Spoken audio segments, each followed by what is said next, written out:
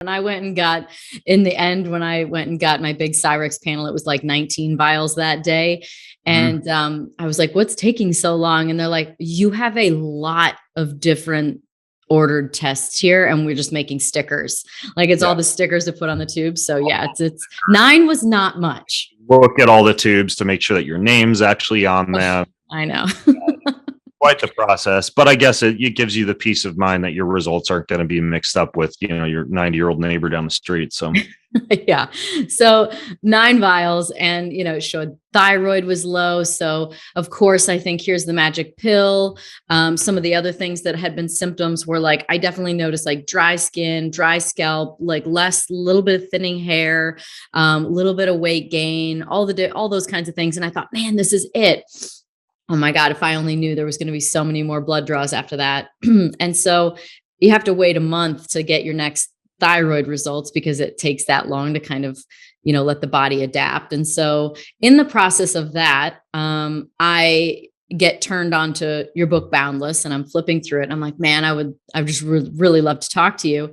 And so we set up that interview, and I said, what would I need to do if I wanted to know like all about food, what to eat, when to eat it, how to work out, when to what if I could like dial myself in, what would I need to do? And you gave me a list of tests that were everything from the longevity test of 19 vials to the NutriVal, which I think was the toxins, like nutrients and toxins test, the Dutch test for hormones, the Strategene for pathways. I think that's kind of what it tests, right? Like there's different gene tests. Yeah, that one's a little bit genetic pathway, some so-called dirty genes that tend to be the actual problematic ones that you want to pay attention to versus like the big laundry list of genetic data you might get from, like a whole genome analysis. But, 90% of that is just like it's down in the weeds stuff that you don't need to pay that much attention to. So I like that dirty genes test. That's Dr. Ben Lynch's test called Strategene, because you just get like the super actionable information, like the 9 or 10 dirty genes that you actually need to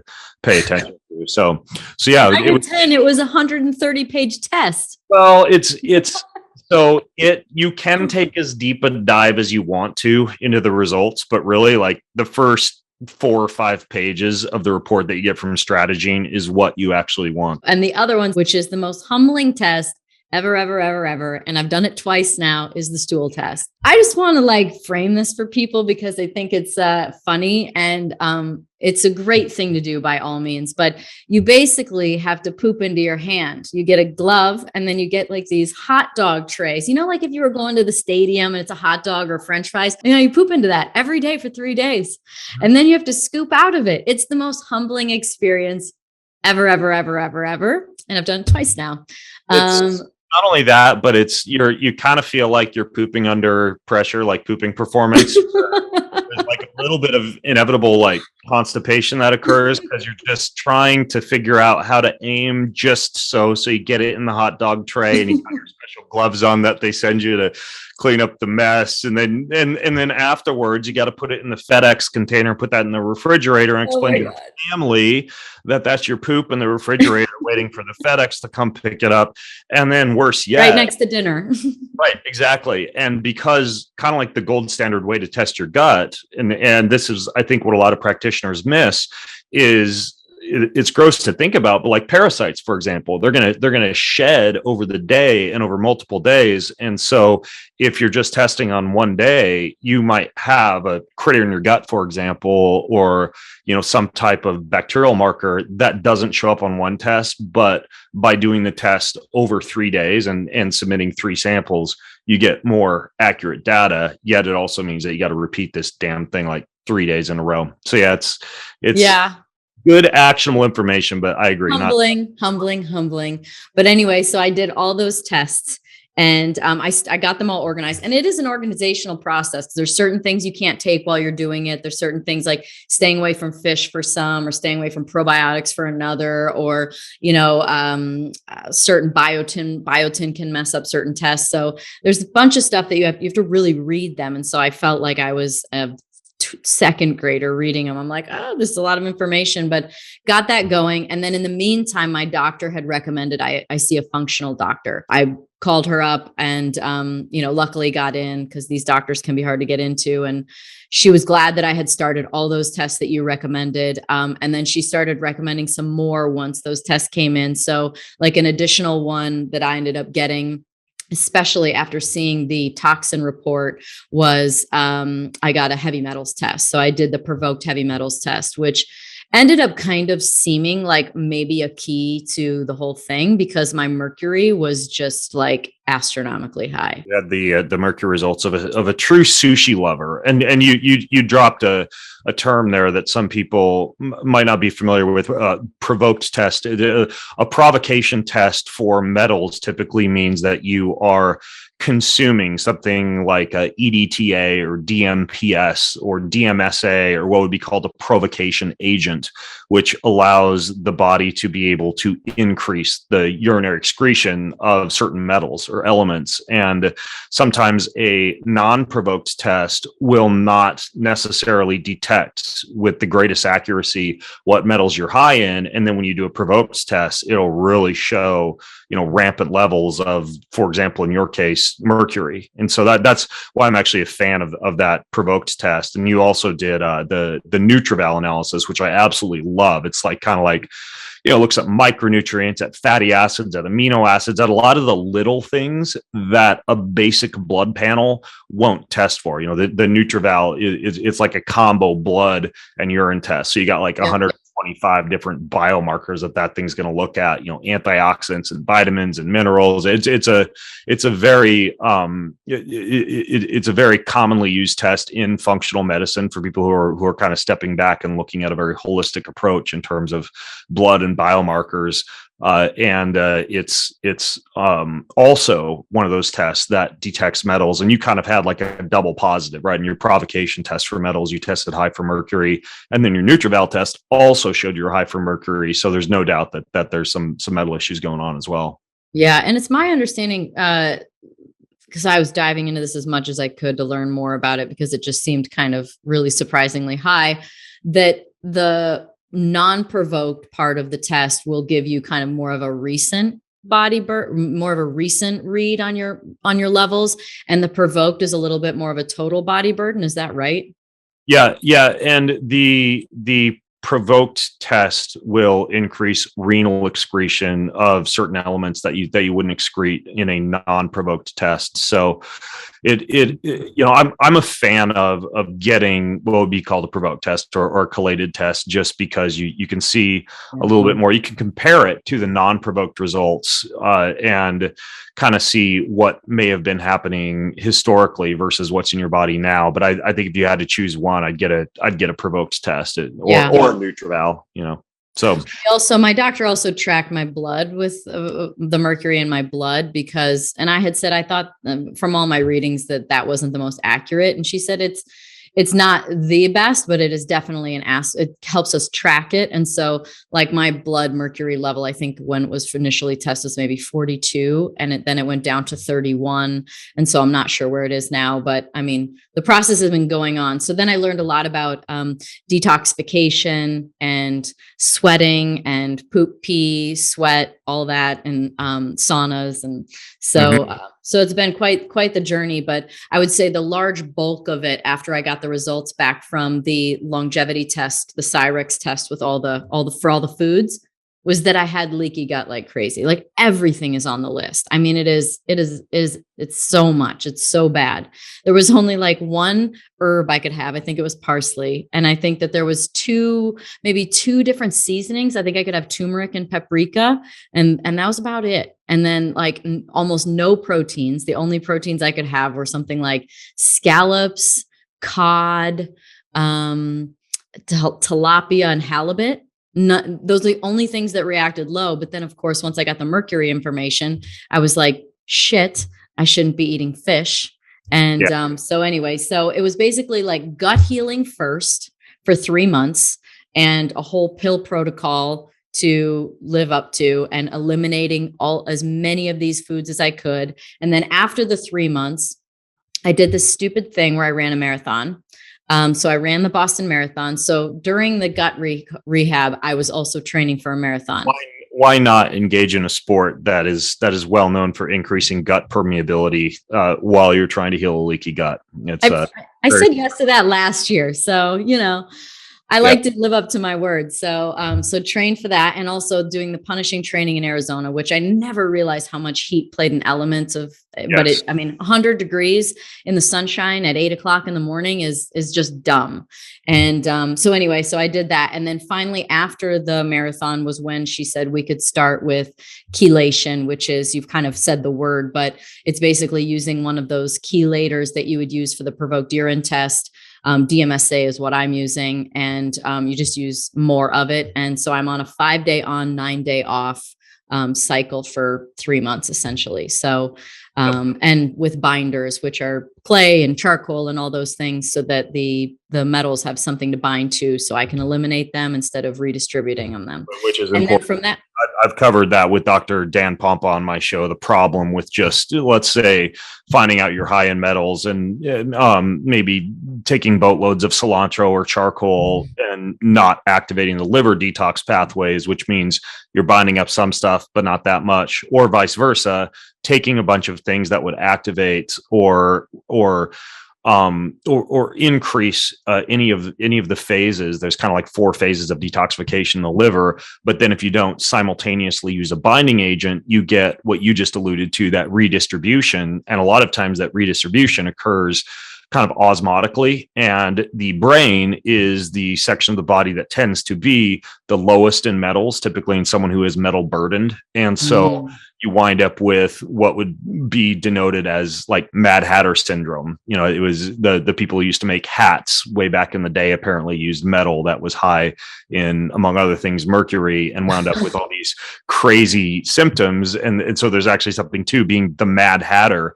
But the problem is, if you're doing a detox protocol, it's not well formulated, you're just kind of doing a DIY type of thing and increasing liver detox pathways without a binding agent, you can get metals redistributed into neural tissue, which then winds up creating a whole host of other like mental and emotional issues. So yeah, you have to, if you test high in metals, do a well comprised detoxification protocol, either overseen as you're doing with a functional medicine doc who's using chelating agents, and then also the agents that increase the liver detox pathways.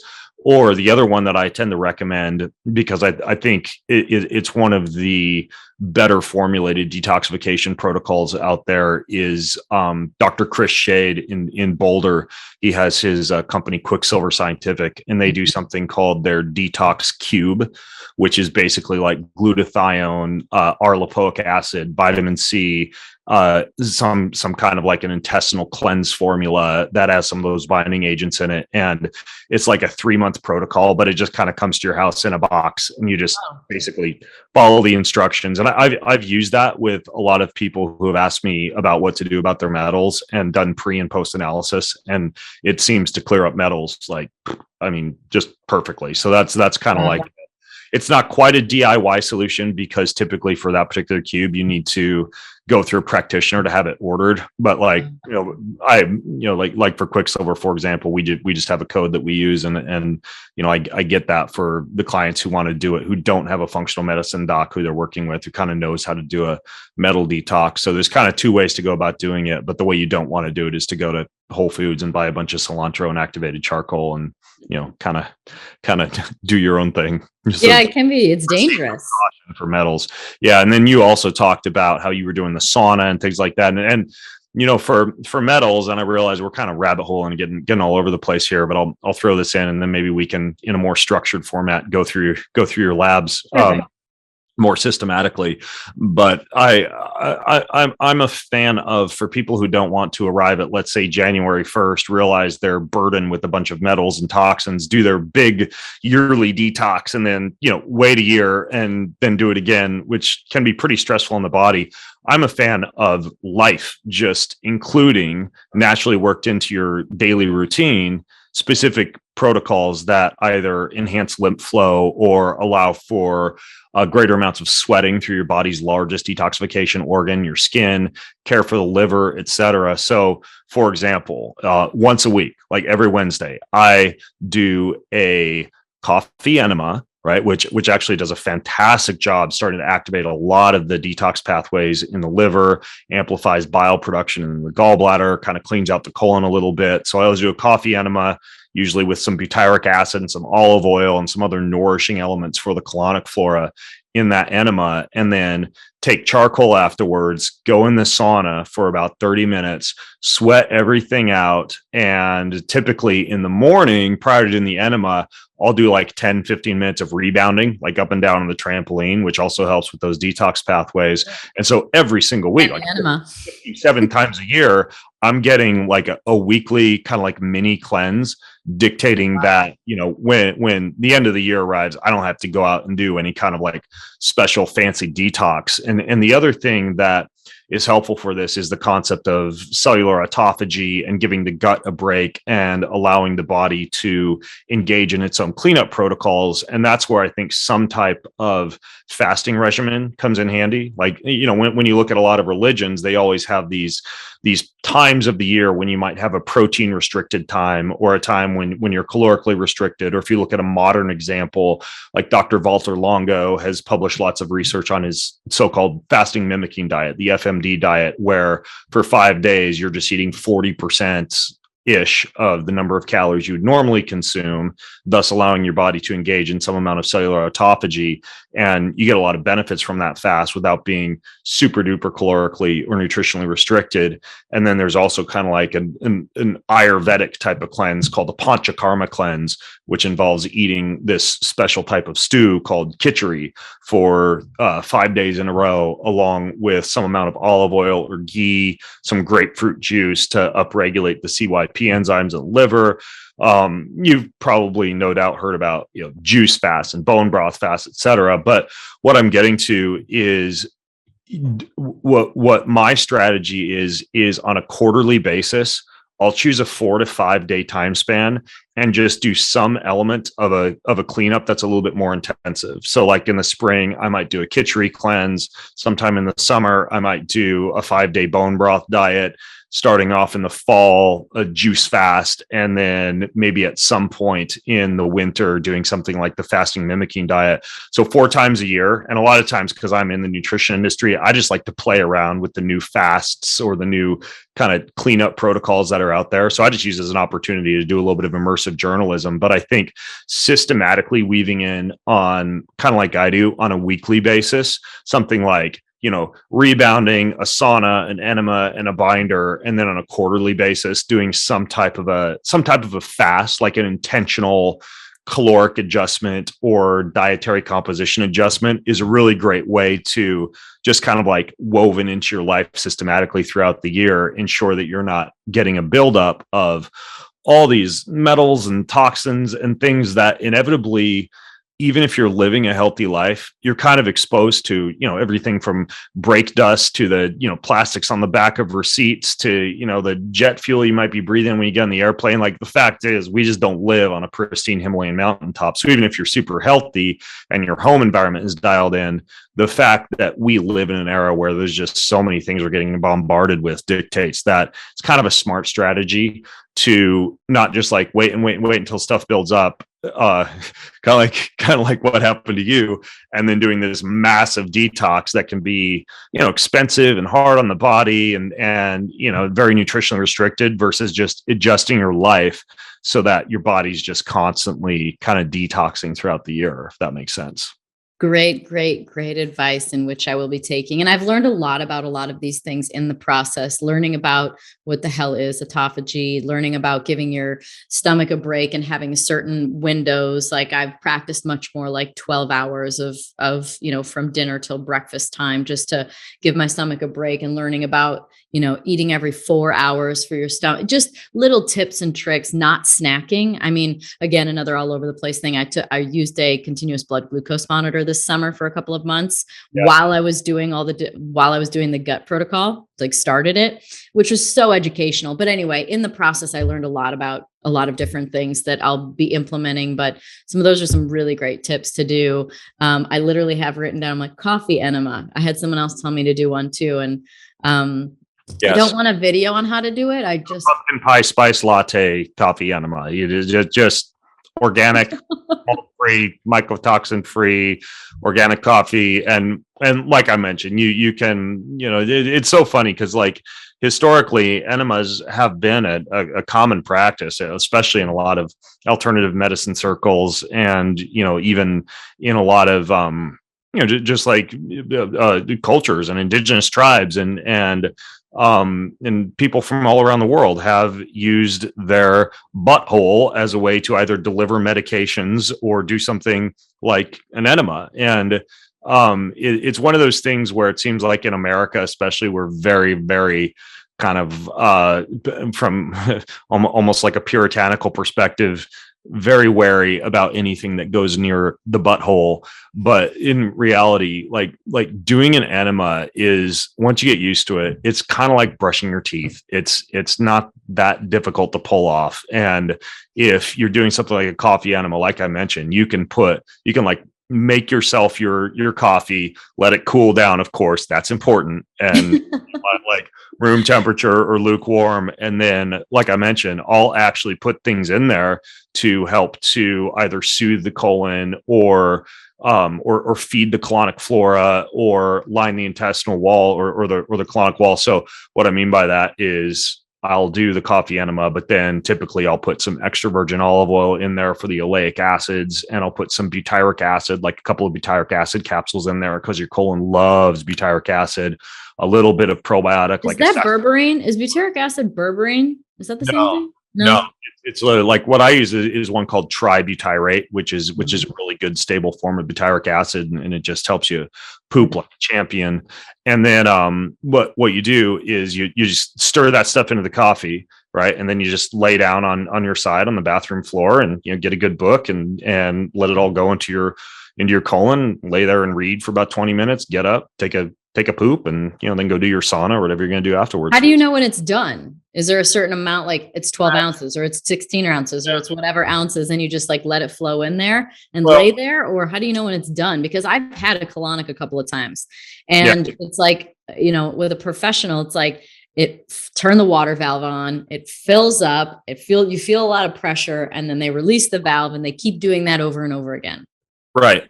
This is a lot different than that protocol, which I've had done, but obviously when you're making health decisions about things you're going to do on a regular basis, it's ideal not to necessarily have to rely on driving to some fancy practitioner. Totally. Like $1,000 machine to clean out your colon. Like something you can do at your own or on your own at home. It's going to be a little bit more sustainable and consistent. And so while those fancy colonoscopy or not colonoscopy, colonic machines work, and they pull a lot of stuff out of your body and you feel clean as a whistle afterwards, I feel pretty similar after I do a coffee enema as I do after one of those. And typically it's around 10 to 20 minutes. Like that's the recommended amount of time to actually have the coffee in your colon. Usually you'll feel some bubbling. Sometimes you'll have kind of like an urge to go, but you'll kind of want to wait if you can for 10 to 20 minutes.